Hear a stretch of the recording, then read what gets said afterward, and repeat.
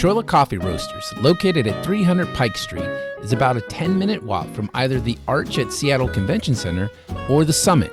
Named after the old-time record player, many of Victrola's 7 locations capture the fun and whimsy of the Roaring '20s.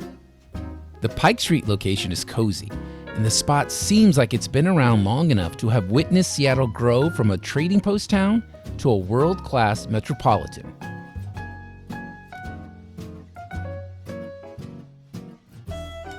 You can grab a hearty sandwich or a sweet treat.